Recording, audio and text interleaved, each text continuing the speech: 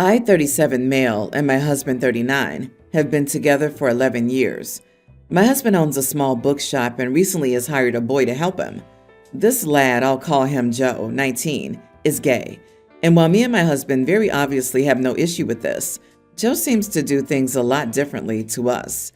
For context, both my husband and I are Irish immigrants to London. We grew up 20 minutes away from each other and went to the same very Catholic school. We aren't exactly flamboyant or outwardly gay, and don't exactly do PDA, since that's how we were raised. On my lunch break from work, I like to visit my husband, bringing him records I think he might like and his coffee.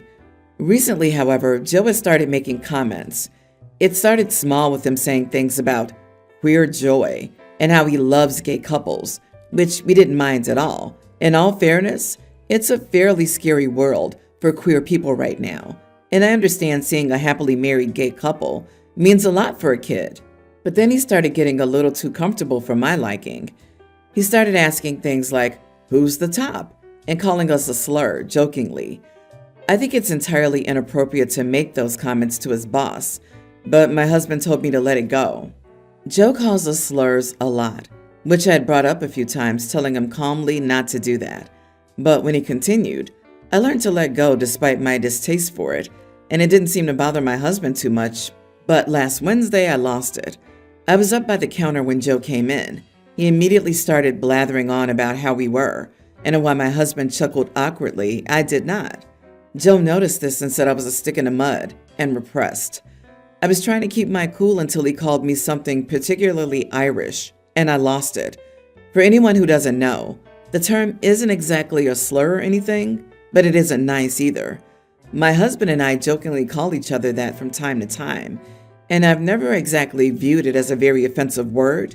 Still, something about this English boy made me snap. I asked him if he thought that was an appropriate thing to say to his boss's partner, and he started shouting, telling him he's way out of play and that if he wants to keep his job, he should buck up. I left to cool down a bit, and 30 minutes later, I got a call from my husband berating me, saying that Joe was crying and that he was just a kid. I do feel really bad since he's only young, but I still think he needs to be knocked down a step or two. Am I the idiot for asking Joe to be fired? Edit. My husband has asked Joe to stop on my behalf before, but this isn't something that really bothers my husband, and to be fair, it's his workplace, not mine. Not the idiot. He should have been given one warning. The second time it came out of his mouth, he should have been fired. This behavior would not fly in any other workplace with any other boss. Your husband's being a pushover and a coward. Maybe he sees himself in this kid. Maybe he's afraid of confrontation, but nothing about his behavior is appropriate or professional because he's at work. You aren't his friend. This isn't a queer book club. Yeah, the kid is 19 and old enough to know that saying harmful remarks in front of, let alone addressing your boss, is not the way to go. Should you have yelled? Maybe not. But I can't say I would have done any better in your position. Honestly, apologize to your husband for the scene you caused. Mention that as long as that kid works there, you won't be going to the bookshop for favors or otherwise, as he makes you uncomfortable. And after today, you're sure the kid would be uncomfortable as well.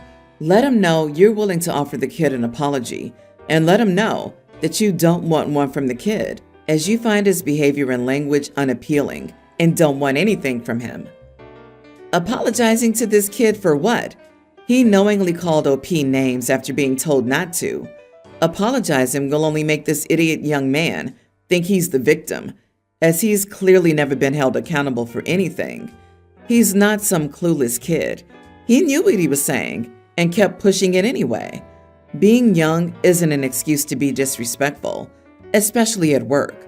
Honestly, OP held back more than most people would have. Also, why should OP stay out of his husband's store? He may be young, but he's old enough to be considered an adult and should have stopped when asked to. OP, you need to discuss this seriously with your husband. That's not a child. None of the words he's using are polite to you as an Irish gay man. It doesn't matter if it's his boss's husband or partner, or just a random person on the road. It's just wrong. P.S. If my partner was bringing me stuff I may like on their lunch break and someone disrespects them, I'd be fighting them tooth and nail. I'm not sure why your husband is allowing this kid to undermine you and say these things when you've made it clear you're uncomfortable with it. You need to have a serious discussion with him. Yeah, I'm not gonna lie. I think the husband has a thing for this kid who's 19 and saying things that OP dislikes. Who would let someone constantly do that to their significant other, gay or straight, without some reasoning? OP, you really have a husband problem. You might want to ask why he lets Joe get away from mocking you and calling you names. Why is Joe so indispensable? Update. Am I the idiot for yelling at a 19-year-old and asking him to be fired? Joe's my husband's son. Yes, you read it right. I won't go into too much detail for both my and their privacy, but I had a major fight with my husband about why he was so lenient with him and why he didn't have my back in this. We were shouting back and forth until he shouted something about blood being thicker than water. I shouted back about him being just some boy, and he stopped suddenly. Then he told me, Joe's from an ex-girlfriend of his who's now unable to take care of him, so my husband picked up. He's been paying child support for years. We each have our own separate bank accounts, so I didn't even notice. I'm contemplating separation and divorce. Someone I've known for 25 years went to the same school and became a stranger in 10 seconds. I got sick thinking back on Joe's remarks to his father. My husband always went white as a ghost when he said those kind of things, and that was possibly the only thing he actually gave out to him, but it makes me feel sick all the time. Everyone's the idiot here. Way too much to unpack. I think everyone needs a break from the whole situation here. You shouldn't be yelling at anyone who's employed by someone else, hubby or not. Hubby has a child surprise? How does this kid think it's okay to talk like that to anyone? If he was employed anywhere else, he'd be gone. Whoa, whoa, whoa. Joe is his son, and he didn't tell OP? Yeah, divorce him. There's no excuse for that. Not the idiot. Totally insane that your husband hit a child, especially right in front of you. It shows a total lack of respect for you to contact his son without discussing everything with you first. Best of luck. Your husband is the problem. Go be with someone who loves and respects you. Also, that kid needs to learn better social skills and be more respectful of people's boundaries. I'm just a middle-aged man supposed to be getting married in a few months to my fiance. We've been together for 3 years, engaged for 1, and for most of that time I genuinely believed we're on the same page about life values and, most importantly, honesty. For background, I've worked hard to build a stable financial foundation. I'm not wealthy, but I own my own home outright, have no personal debt, and have been saving and investing since my early 20s. It's been a priority for me, especially since my parents went through a nasty divorce that ruined both financially. About a month ago, I brought up a prenup while discussing wedding costs. Not in a cold or controlling way. I just wanted to protect the life I've worked hard to build. I was upfront that I'd still be fair, and the agreement wouldn't leave her with nothing. I expected an adult conversation. Instead, she immediately got defensive. She said things like, "So you're already planning for a divorce? And I thought we trusted each other." I tried to explain that it wasn't about trust. It was about transparency and mutual protection. But she shut it down completely. That's when red flags started popping up. She became evasive every time money came up.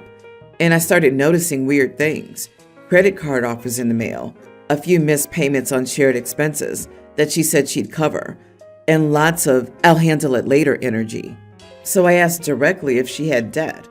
She admitted it, $92,000 in credit card debt. Not student loans, not a mortgage, credit cards. She said it accumulated over the years from unexpected expenses and a few dumb splurges, but she never told me about any of it until I forced the issue. I was stunned. We're about to merge lives. This woman was about to legally become my spouse, and she didn't think I deserved to know she was 6 figures in the red? I told her this made the prenup non-negotiable for me. I need to protect myself, not just emotionally, but financially. I told her I was willing to still move forward, but not without something in writing that protects my premarital assets. She lost it, called me selfish. She said I was turning love into a business deal, and that my house and my money should be hers too, if we're truly a team. Since then, she's refused to talk about the prenup again, and we're barely speaking. Even her mother called me and accused me of humiliating her daughter and being materialistic. All I want is to not be liable for debt I didn't create, and to make sure the life I built before this relationship is protected. So now I'm considering the whole wedding, not because she has debt, but because she hid it and then refused to take responsibility and is now treating me like the bad guy for trying to protect myself. I'm almost certain she could pay her debt since she is a partner in her friend's business, but she refuses to. Am I the idiot for thinking about walking away? Not the idiot. Without respect, trust, and love, there can be no marriage. As hard as it is, she couldn't have loved you if she was happy to lie and trap you with her debt.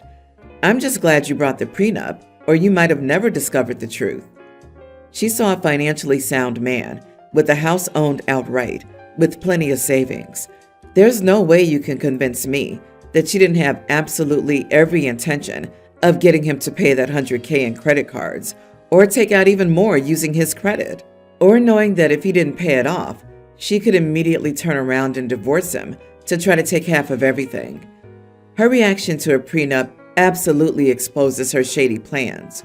If she wasn't trying to take everything from him, then there's no reason to get upset. I'm a broke dude. If a wealthy woman asked me to sign a prenup and I truly loved her, I would absolutely sign whatever made her comfortable, as long as it didn't explicitly try to screw me somehow. $92,000 in credit card debt? Not student loans, not a mortgage, credit cards. $5,000 or $10,000 is a few dumb splurges. I can't begin to fathom $92,000 in credit card debt. You dodged a bullet. She would have destroyed you. My ex had hidden debt when we married, and I had to help pay it off. I think prenups, along with full credit report, salaries, and 401k for home labor disparities, pregnancy, childbirth, should be mandatory before marriage. A lot of people could be saved from bad marriages if they were mandatory. Updated. So yeah, the wedding is officially off. After I posted, I tried again to talk to my fiance, well, ex now. I told her I wasn't trying to be cold or controlling. I just needed to protect myself. I also said that if the roles were reversed, I completely understand if she wanted to do the same. I told her I could still move forward with the wedding if we signed a fair prenup, one that clearly said her debt is hers, and my home and savings are mine if things go bad. I also said I'd go to therapy or counseling with her if this felt like a deeper trust issue. She didn't take it well. She said again that the prenup was an insult, and I was basically planning for divorce. Then she started crying and said I was humiliating her, and that I was destroying everything we had built over money. But that's the thing. It's not just about money.